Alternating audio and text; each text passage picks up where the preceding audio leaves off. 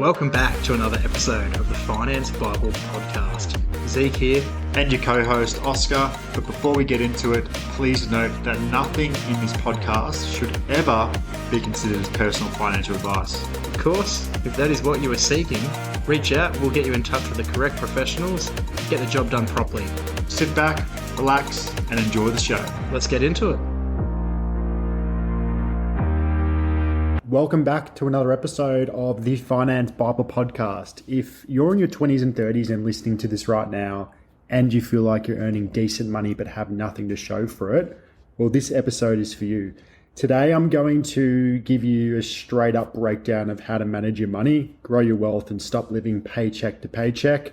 And the most important thing, without feeling broke in the actual process. So let's get into it. Firstly, let me hit you with this stat. 73% of millennials say they're financially unprepared for the future, even though most of them earn more than their parents did at the same age. Let that sink in. It's not that we're not earning, it's that we're not managing the money in the best way possible. So most people fall into what's called lifestyle inflation or lifestyle creep, if you've probably heard that before. Basically, the more you earn, the more you spend. So you get a raise at work and all of a sudden you upgrade your car, you move into a more expensive apartment, you buy, let's say, AirPods Max instead of actually fixing your own budget. And just like that, you've got no more money than what you had when you were 21. And for me, it was eating tuna out of a can with some brown rice. So now add in comparison culture on socials and suddenly you're behind. If you're not doing the Europe trip every summer, or you're wearing the best brands that you see all over TikTok and Instagram at brunch or whatever it may be, you think you're behind, but you're not. The truth is, if you don't take control of your money early, it will control you. And trying to replicate all these influencers and people you see online who are trying to sell the dream of, traveling all the time and buying the most expensive cars. The funny thing is, behind closed doors, they might be struggling to pay off this car because they've just gone to buy a car with a car loan, expensive car loan, high interest, and just to look like they're wealthy.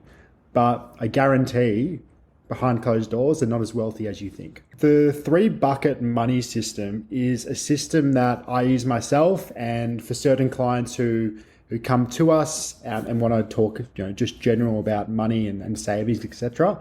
This is what we also teach them from time to time. So yeah, it's called the 3-bucket system, and it's very simple. So you've got 3 buckets. Bucket 1 is your living bucket, so 60%. This is all your day-to-day stuff. So your rent, your food, your fuel, your gym membership, your nights out, socializing. So obviously this is where you put 60% of your pay when you get paid. And here's where most people blow it up. So they live at 90% or even 110% of their income, hence credit cards, etc. So they're spending more than they actually make. So go through your bank statements, highlight every subscription if you haven't done this already, and figure out what's actually going out on a monthly basis. How much money have you got towards your Binge, your Netflix, your Hayu, your KO, all the streaming platforms? How much you have to go into your gym membership, your insurance, your rent, your Wi-Fi, your electricity, literally everything. Figure it all out, because we've seen people paying $800 a year. Because we've seen people paying $800 per year for apps that they actually forgot existed. And then when they look at their bank statements and figure out where all their money is going to, they have the realization of, oh, that's where it's going, and that's why I'm feeling like I can't get ahead. So definitely do that if you haven't already. We have spoken about that on many other podcast episodes, but that's a no-brainer and something which is really important to actually do. Bucket number 2 is 20 to 30% of your pay goes to your wealth. So this is the money that builds your freedom, financial freedom. So we're talking, firstly, paying down debt if you have debt. So credit card debt, car loans, personal loans, any debt that you have that you want to get rid of, like consumer debt. First thing, pay that down with this bucket. Secondly, high interest savings, and then obviously investing. So that could be, dollar cost averaging into shares, putting more money into your superannuation, or building up the savings deposit for a property to get into the property market. A good tip for this one is to actually automate this bucket. So treat it like a non-negotiable bill. So figure out, depending what bank you're with, you can actually do automated transactions to pop in every second Friday after you get paid to put in a certain amount. So you don't have to think about it. And then all of a sudden you've got the money going in and you actually forget about it over time. But we've got a real life story of a situation with the bucket too. So a client of mine, roughly 29 years old at the time, earning about 80 to 85 grand, came to us with zero savings. So after just chatting to them and figuring out what they wanted to do, he set up the 3 bucket system, and after 14 months, he had around 12 to 13 grand saved, and on his way to investing into his first investment property and purchasing that with the deposit. So obviously you can't save it straight away. It takes time, like everything, but at least it's a big difference to where they were when they came to us. So that's why having a 3 bucket system is really important for things like that. It wasn't magic. It was system and consistency. So automated transactions, get it going, automated, don't think about it, and then all of a sudden you've got 13 grand after a year. The last bucket is bucket number 3. So this one is about the future. So depending on how you really want to do your splits, roughly 10 to 20%. But this one's often forgotten, but it's very important. This one's for like starting a business, saving for a holiday, doing a course which can increase your knowledge and actually get you qualifications perhaps, as well as putting a deposit down in your dream home. Just like the wealth one, you could even combine these if you're wanting to just solely put a deposit down. But think of it as investing in future you.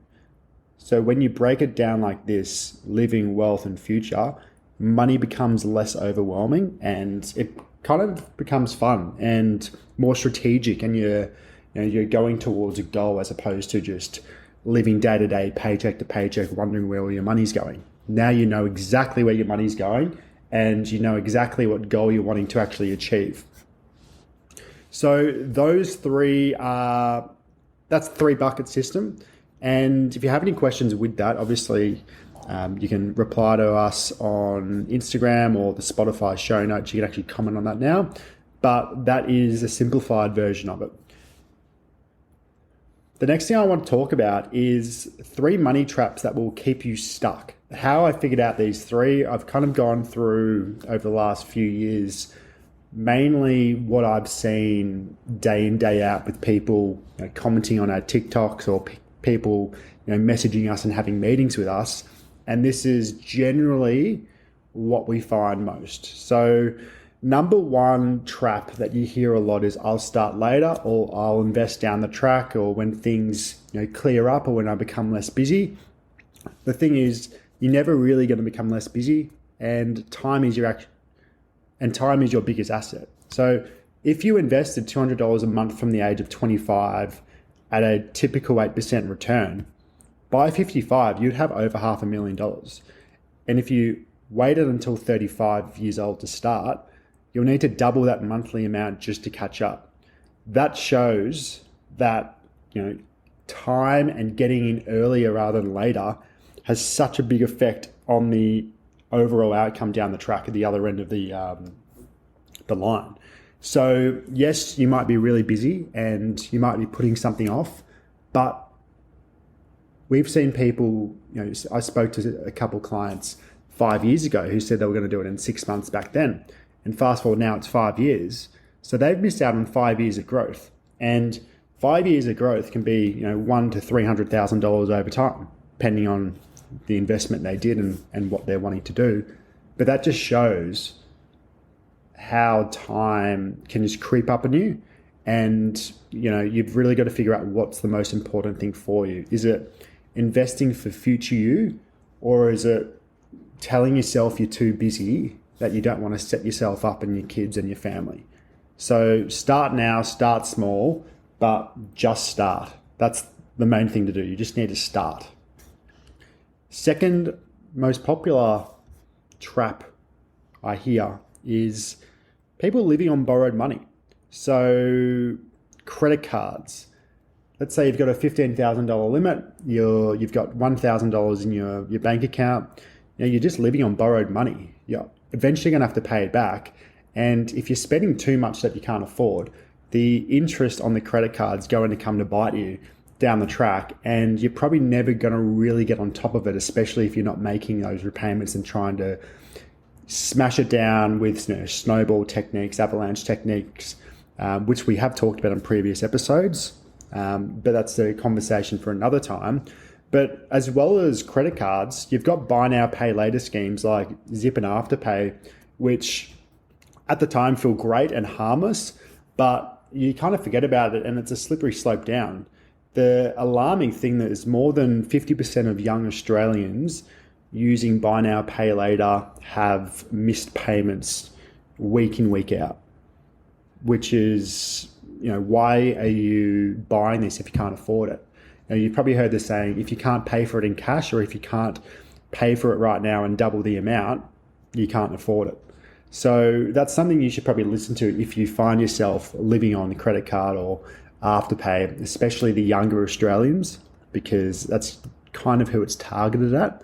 And the problem is now people can actually purchase it with flights and accommodation, which you can Afterpay, which is great if you're on a budget for a little bit and you've got the money. But if you don't have the money and, people see it divided up in 4 payments and it seems cheap, but then a fortnight later when you got to pay your second, third and fourth payment, all of a sudden you can't afford it. So you're paying tomorrow's money for today's dopamine hit.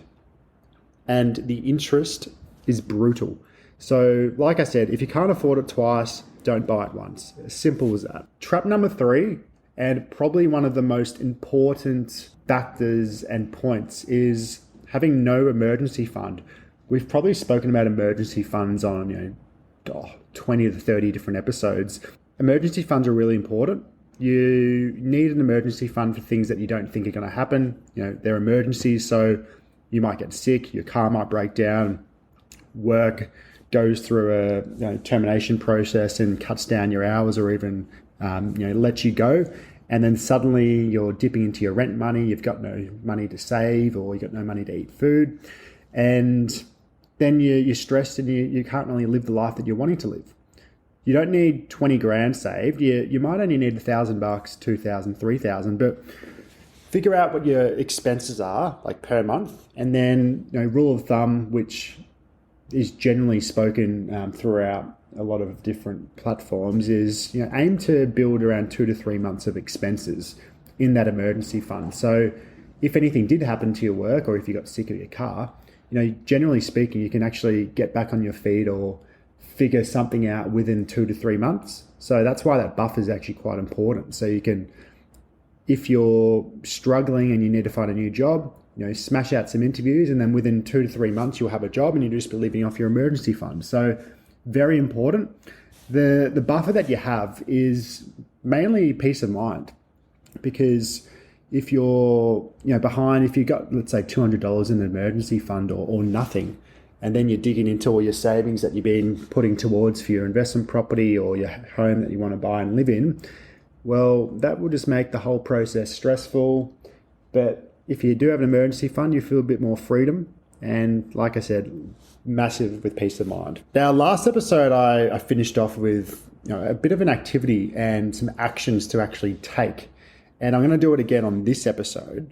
And this one, I'm just going to talk about 3 actions you can take this week or the next 2 weeks. And just to get you thinking about where your money's going and putting you in the right place and the right trajectory and mindset. So here are 3 simple things you can do this week. Number 1, I want you to track every dollar for 30 days. So go back for the last 30 days, write out all your money, especially money that's going out. So how much have you been spending on your coffees and your socializing and going out? How much have you been spending on your subscriptions, your phone bill, all your bills, everything like that? Make a Google sheet, pop it all down, and just be aware. Like, just figure out the money and the actual figures. And then once you figured out how much is going out, figure out how much is coming in and figure out the difference. Secondly, automate your savings. So we spoke about this in the buckets. Even $100 a week adds up to 0.2K a year. So set up an automated transfer. It can be literally $20 a week, $30 a week, but set it up so as soon as your pay hits, it gets transferred into your savings account. You don't have to think about it. It's one less thing for you to do, and it's one more thing for your bank account to actually benefit from. So I want you to automate your savings. And like I said, could only be $20 to $30 a week, which is fine. Just do it. Lastly, we've got around 6 months left of the year. So set one clear financial goal from now till December 31st. That might be save $3,000. If it is, save $3,000 or $4,000, $5,000, reverse engineer it, figure out how much money you need to put aside a week. And then once you figure that out, automate that amount to your savings. You might have a credit card. Maybe you want to wipe your credit card debt out before the end of the year. Start the new year fresh and feel good about yourself and not have the debt hanging over your head. You might as well, before the end of the year, you might be wanting to get serious about investing in property. So book a session with someone who can help you build a property portfolio and just give you, a bit of guidance of where you'd be looking and what your purchase price is, or speak to a broker. But that might be something important to you. Figure out 1 to 2 clear goals and write them down and make them happen, because 6 months can go in a blink. But if you slowly work towards these goals, you'll end the year on a high and you'll start the new year on a high. So clarity creates action, and action builds momentum. So they are the 3 actions I want you to start this week to do. Write them all down, get it all sorted, and actually, be proactive and get on top of this. Before I close the episode, I just want to say that you don't need to be rich to get started. That's such a big misconception, which, especially what I'm seeing on TikTok when I'm posting some videos, a lot of people are commenting, basically, why would you invest if you're not rich? Well, that's how people get rich. A lot of people start when they can, just afford a deposit. And that's why rent investing is becoming so popular, because it's such a lower deposit level to get you into the property market.